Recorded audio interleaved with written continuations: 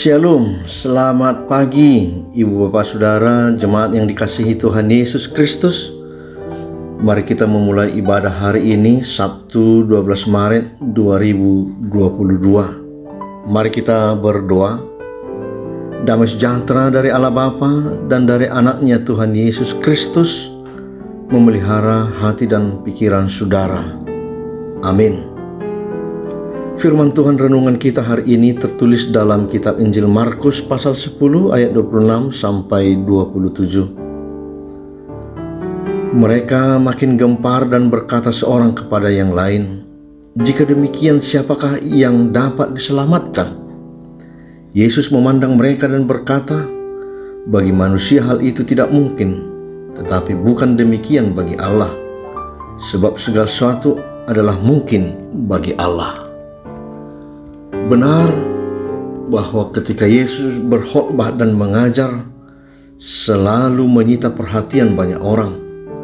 Bahkan bukan hanya menyita perhatian, tetapi juga membuat orang mengambil sikap dan perilaku atas pengajaran Yesus, baik itu menerima atau menolak perkataan Yesus.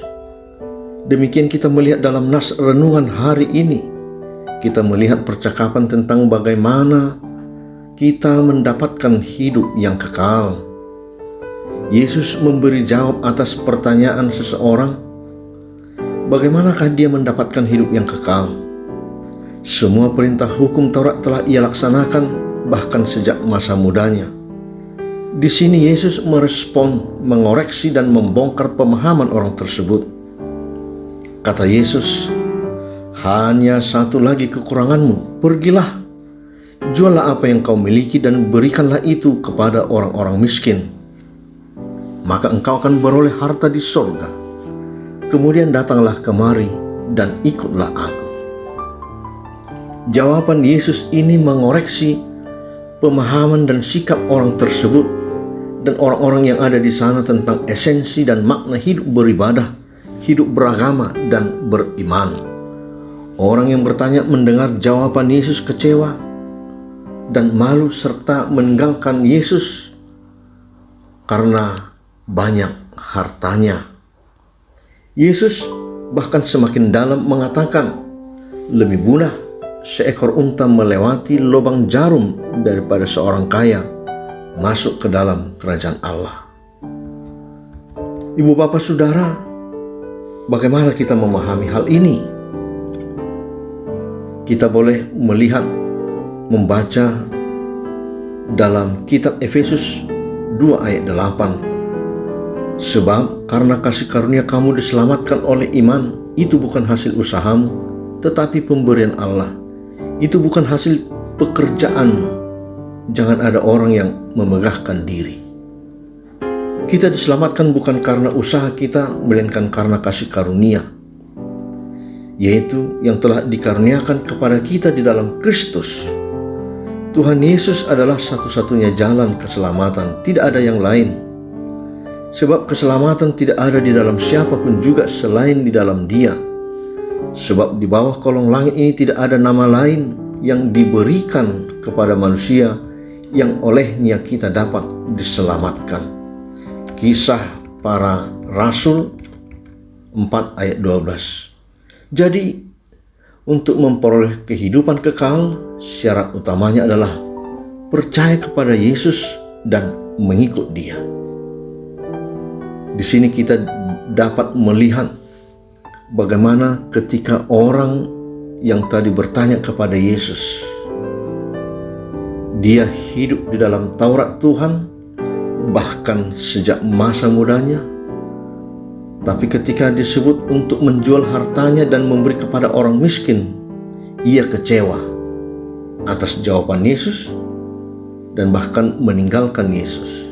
Terbukti jelas bahwa orang kaya itu lebih mengasihi hartanya daripada mengasihi Tuhan. Hatinya telah terpaut kepada harta kekayaannya. Ia tidak bisa menuruti perintah Tuhan Yesus karena satu hal, yaitu harta kekayaannya.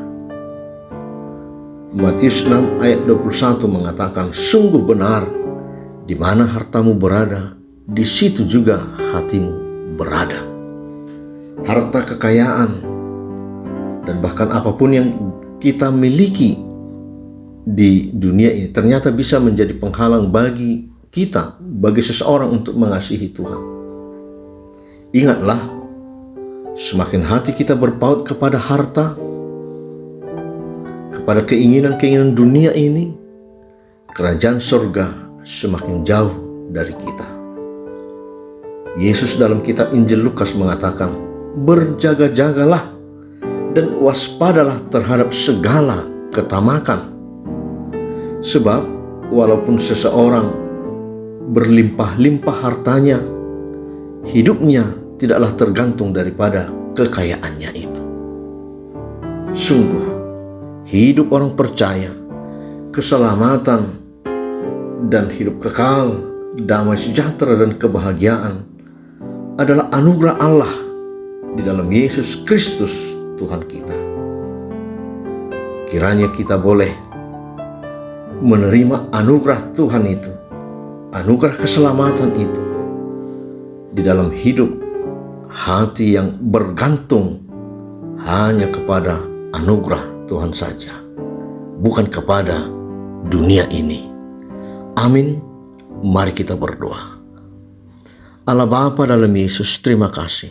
Kami mengaku bahwa segala harta milik kami yang kami punyai ini adalah dari Engkau. Tuhanlah sang sumber berkat bagi kami. Namun kami diingatkan oleh firman-Mu bahwa sesungguhnya keselamatan itu adalah anugerah Tuhan. Kami tidak dapat andalkan kekuatan, akal, budi, pikiran kami sendiri.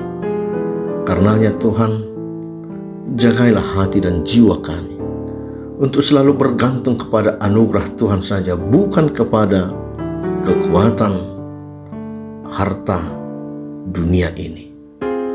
Terima kasih Bapa. Dalam Yesus Kristus kami berdoa dan mengucap syukur. Amin. Anugerah Tuhan kita Yesus Kristus, kasih setia Allah Bapa, dan persekutuan dengan Roh Kudus menyertai saudara sekalian. Amin.